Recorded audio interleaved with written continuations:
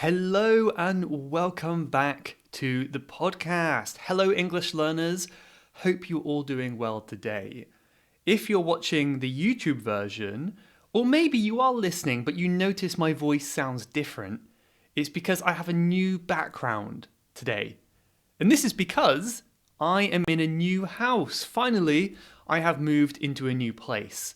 So, as you might be able to tell, it's still very, very empty. This is a problem that I might come back to later in the episode, but I'm basically sat in a cold, empty house right now, and I really am glad that you can't see my setup right now, because I've got my laptop on top of a box. I don't even have a proper desk at the moment. It's really, really not suitable. So I'm still sorting things out, getting things ready, but I have some really nice ideas on how to make this space nicer behind me and improve this office area as well. I've got some good ideas in the future, but I don't know if any of you really care about that, but you might see that gradually come together over the next few episodes. Fingers crossed. Let's see if that happens. But yeah, today I wanted to talk about some advice. So this was actually a lesson I did a few days ago as a group lesson at Level Up English.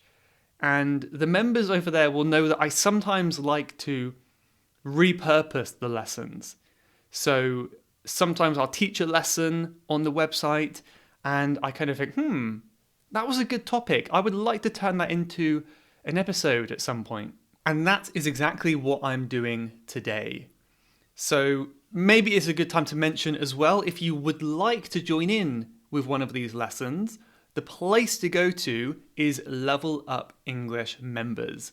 So at the moment, once a week on a Friday, we have one group class where we all come together, we practice our conversation skills on different topics. Also, we learn lots of vocabulary as well.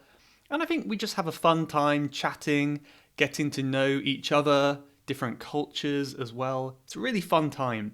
So that's all part of the membership. If you want to join that, if you want to get transcripts for the podcast, see the private podcast and join many more courses, then there's a link in your podcast description. It's levelupenglish.school and there's a members button at the top of the page. But that link down below might be a little bit easier to find. And if you're not sure about that, then I also have free lessons that you could try just to test out the membership. So there's also a link down below for 5 free lessons sent to you by email. Also on Level Up English, I have recently started a new course as part of the writing course. And this is how to write emails in English. I've done one lesson at the moment, but I'm planning to do more lessons in the future as well. So if you're looking to write better emails in English, I have some new classes on that coming out very soon. So check that out if you're interested as well.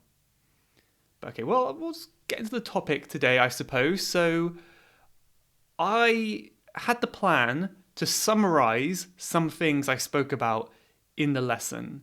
And, a lot of the lesson is the student talking. Of course, I want them to talk as much as possible.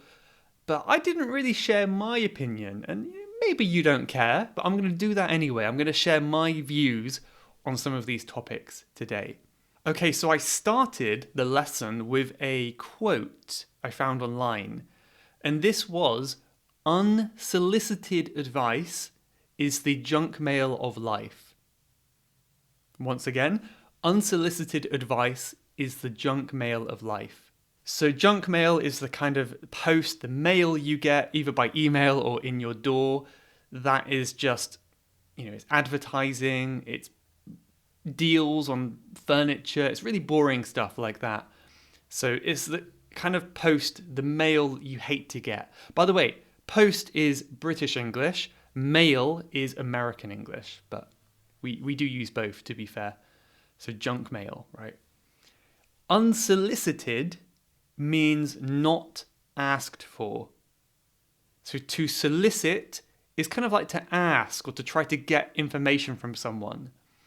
If it's unsolicited, it means you do not want that information. You have not asked for it, okay? So if someone is asking for information, they may be a solicitor.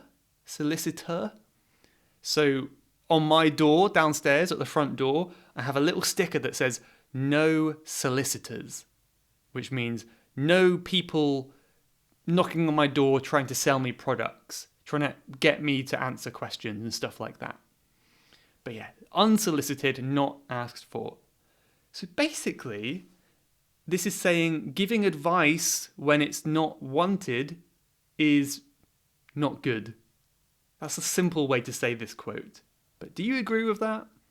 We had a really interesting discussion in the class, and one counter argument was that sometimes it's actually really nice to have advice if you don't ask for it. Like, for example, if I have a really bad haircut, maybe I shave this side but not this side, my hair looks all weird, then you might say, Michael, maybe you should be more careful cutting your hair next time.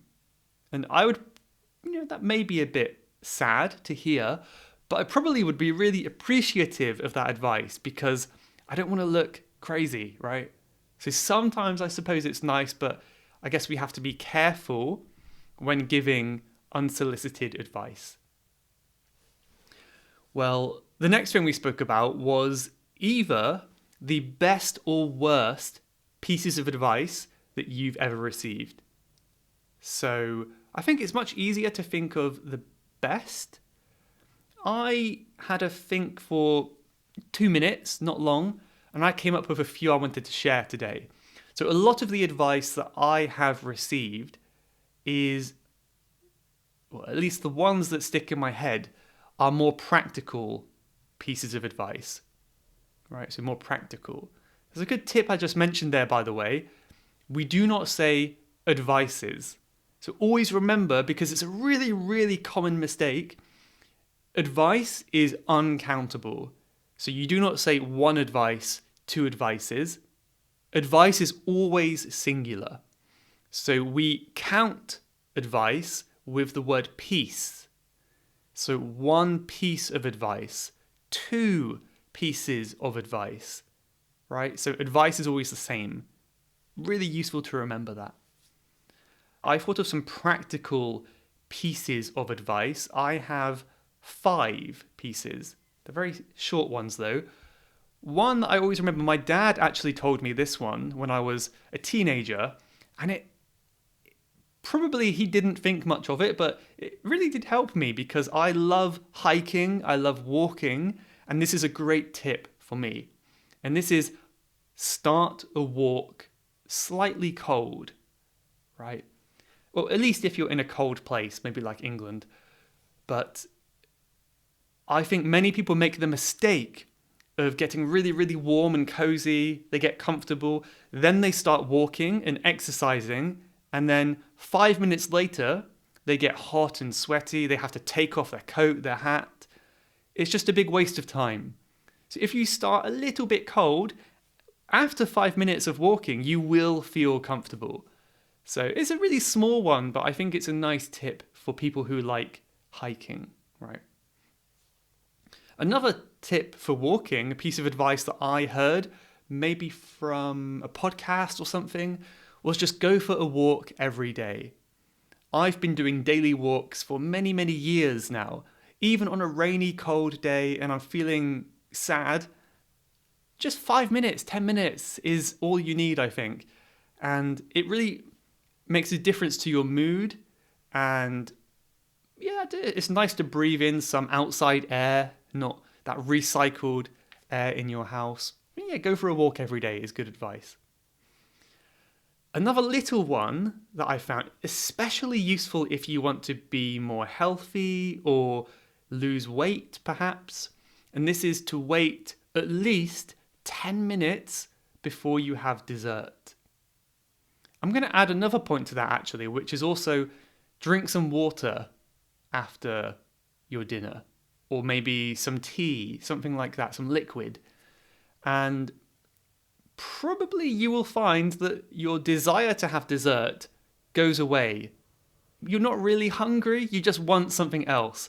Sometimes it's water, sometimes it's tea, sometimes it's just waiting. If you just wait 10 minutes, you'll realize, "Oh, I'm actually quite full. I don't want any dessert right now."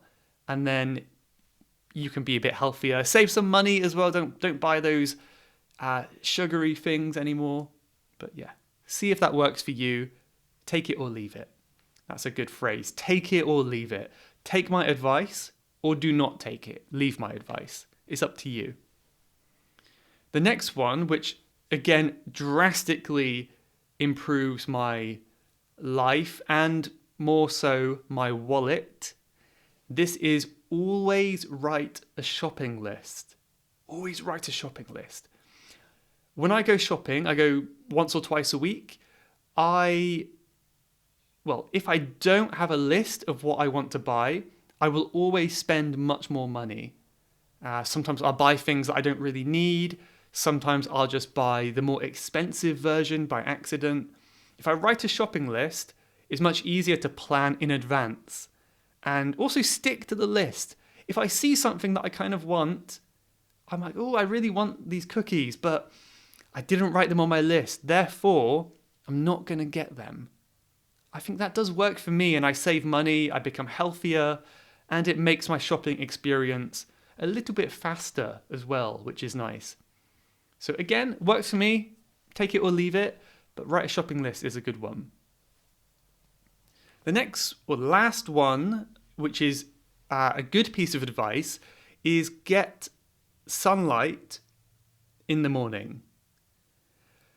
I didn't do this today because I woke up and it was dark, and I guess then I got caught up in my routine. But ideally, I think it's a good idea to expose your body, your eyes to some natural sunlight in the morning. And it helps you wake up, you feel fresh, alert in the morning. And I suppose I didn't do that today, so maybe that's why my eyes feel a bit tired this morning. But yeah, that's good advice in my opinion. I thought of 2 pieces of bad advice now. So one, I've heard from some people, is don't do things that are scary. Don't do things that make you uncomfortable. Usually I hear this advice when someone is trying to look out for me, they're trying to protect me. And I think it's often what parents do to children, isn't it? Like, oh, don't do that, it could be dangerous, it could be scary, right? But very often, I think that's exactly what people need. It depends on the situation, of course, but leaving your comfort zone, doing something a bit unusual or scary, often become the most special memories of your life, maybe the most life-changing experiences. So, it's not to say you shouldn't think carefully about things, but I think sometimes you should just accept or try to embrace, kind of accept and embrace these scary things in life. I think that's a nice idea. The last one, which I hear from many people, again, maybe older people especially, is do not play video games. I strongly disagree with this. Again, it depends on the person. I love video games. I have learnt a lot from them, many skills, things like that. And also it's just a great way to relax. Some people relax by watching TV. I prefer video games. It really allows my mind to switch off for a while. So I do think they have a purpose. But now it's your turn. So let me know in the comments. You can go to levelupenglish.school/podcast204 and go to the bottom of the page, leave a comment and let me know your best and your worst piece of advice that you have ever received. I'd love to hear that. Okay, so the next thing we spoke about in the lesson was asking for advice. So if you need to ask for advice, what can you say? This bit is a bit of a list here, but I might include this in the show notes page. If you go to that link I mentioned just now, you can have a look there. So some good phrases for asking for advice is I'm at a loss as to what I should do. It's quite an advanced one, I suppose, but I'm at a loss. That means I don't know what to do. I'm at a loss as to what I should do next. What do you think? What's your advice? Right? I'm at a loss. That's a good one. Notice we also use the word would a lot. What would you recommend, we could say. What would you recommend? I would appreciate your advice. I would appreciate your advice. Would is much more polite. If you say, I will appreciate your advice, it sounds a bit rude because it's kind of, you're not giving the other person a choice. You're saying, you will tell me advice. But we want to be more polite. What would you advise? Here's another good point. Advice is the noun. Notice the sound advice. The verb to advise. So it's a Z sound. Advise. I advise you to take my advice. Small difference there. See if you can practice that yourself. What would you advise me to do? And the last one is a good conditional. What would you do if you were me? What would you do if you were me? Please tell me what you would do in my shoes. In my shoes, if you were me, it's the same. But some good phrases to ask for advice there that maybe we can come back to now. So the next question I want to ask you, you're welcome to write down, leave in the comments, whatever you like, is what big problem do you have right now? I think in my group class, people were quite shy to answer this question. And I don't know, maybe they had no problems, which was amazing. Or maybe it's just too personal. That's also fine. Some problems are just too private. But I think we've all got some kind of problem, don't we? Like, no matter how big or small, if your life has no problems, maybe it's a bit boring. I think we like to have problems sometimes, don't we? I think you notice when your life is too easy, we tend to make problems for ourselves by starting a new project or starting something new. It's an interesting thing, I suppose, but something to think about. I want to share some of my problems and I would like to get your advice. And I'm also going to give myself advice just because there's no one else here. I need someone to answer, right? So maybe the biggest problem I have right now is I've got to furnish an empty house. So I've got an empty house here and I need to furnish. To furnish is to add furniture into your house. We use the verb to furnish. So it's cold, it has an echo, it's empty, and it needs a lot of new stuff doing to it. New carpet, new floor, new furniture, maybe even new paint. Huge job. So I don't know where to start. What is your advice? What would you advise me to do? Maybe you can think of some phrase in your head, or even say it out loud if you like. Pretend you're talking to me. I'm going to give myself some advice just to fill in that gap. Maybe guess what you might be saying right now. And I'm also going to use some good expressions here, so listen carefully. If I were you, I would get some new carpets. Right? If I were you, I would get some new carpets.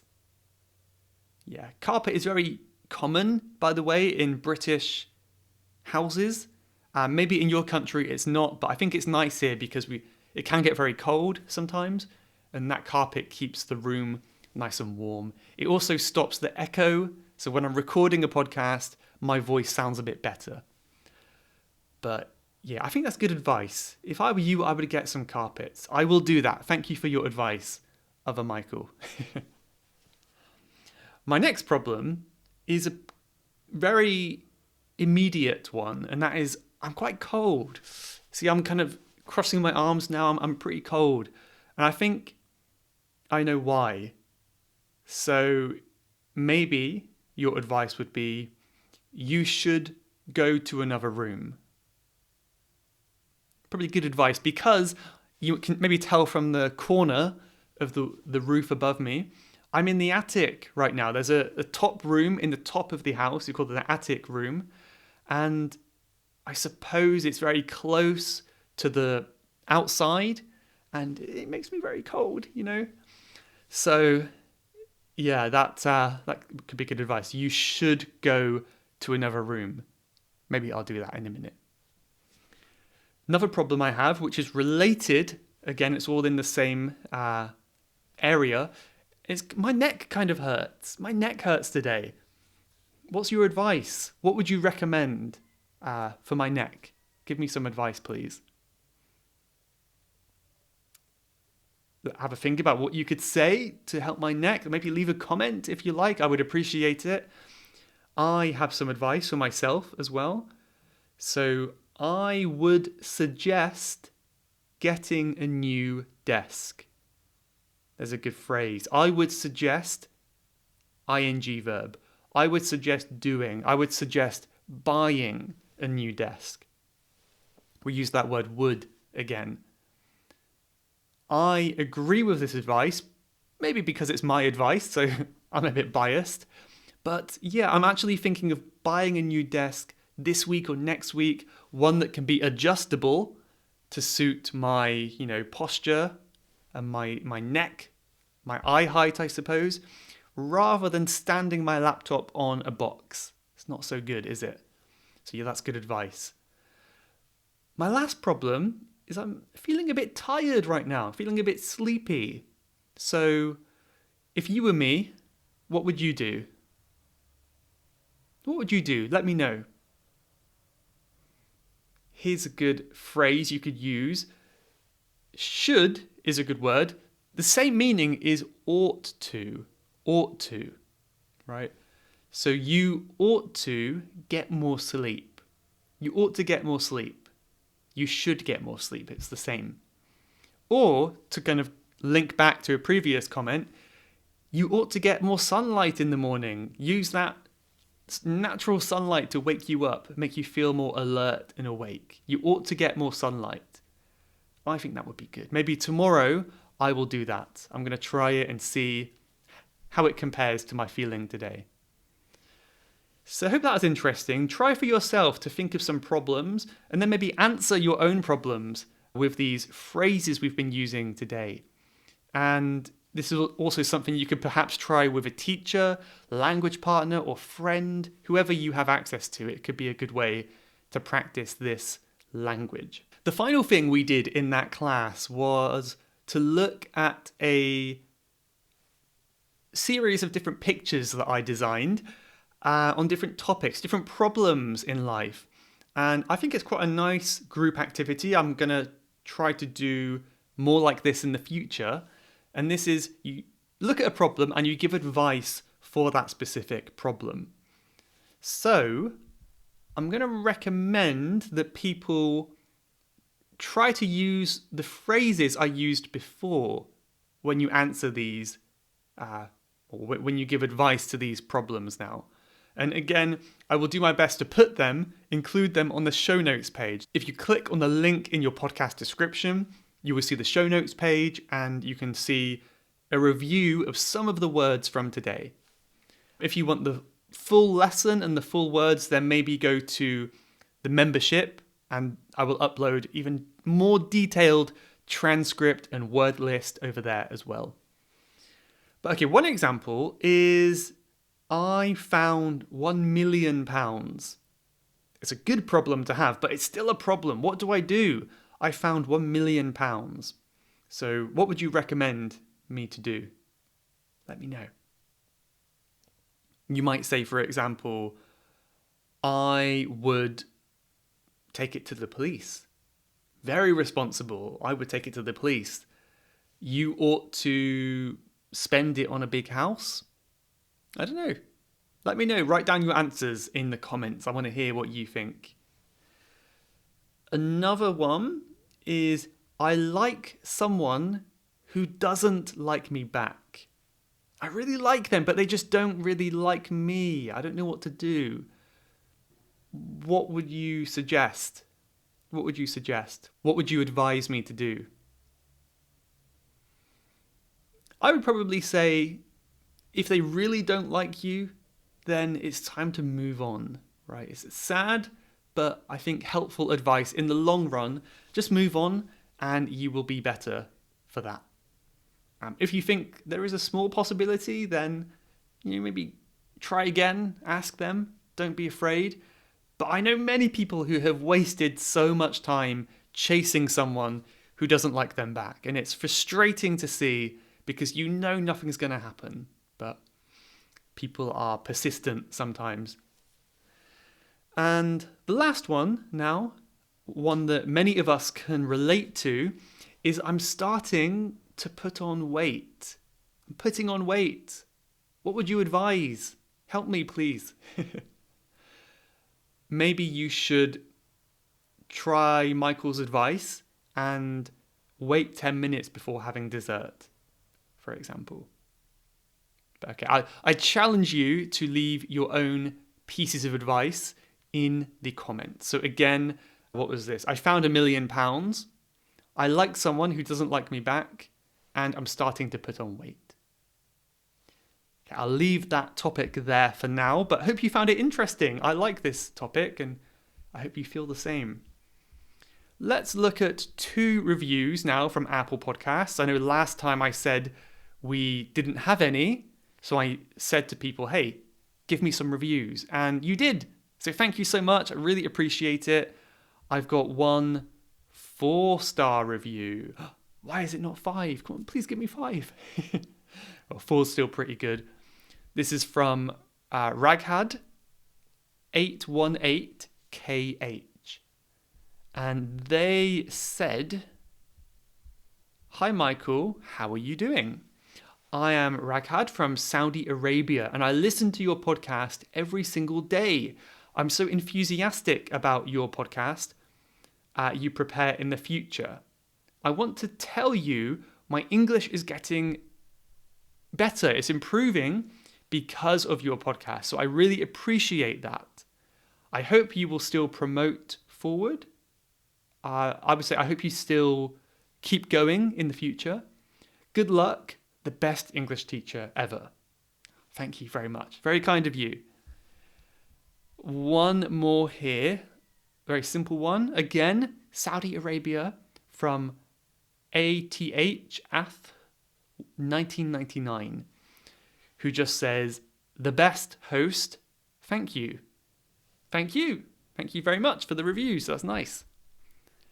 You know I like to end on a quote. So let's end today with something I found that apparently is a French proverb, right?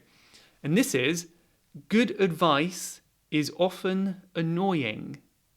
Bad advice never is. Interesting one, I think, right?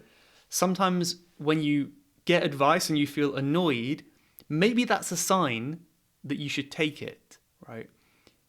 If you get advice that isn't annoying, then probably it's exactly what you wanted to hear. And if you want to hear it, maybe it's not the best advice. It's just someone who's echoing your own opinion anyway. So have a think about it. See if it's true for you. But I'll leave it here today. Thank you for watching or listening. I hope to see some of you on the private podcast this Friday. So maybe see you for that one. If not, see you next Wednesday. Goodbye, everyone. Have a nice rest of your week. You have been listening to the Level Up English podcast. If you would like to leave a question to be answered on a future episode, then please go to levelupenglish.school/podcast. That's levelupenglish.school/podcast. And I'll answer your question on a future episode. Thanks for listening.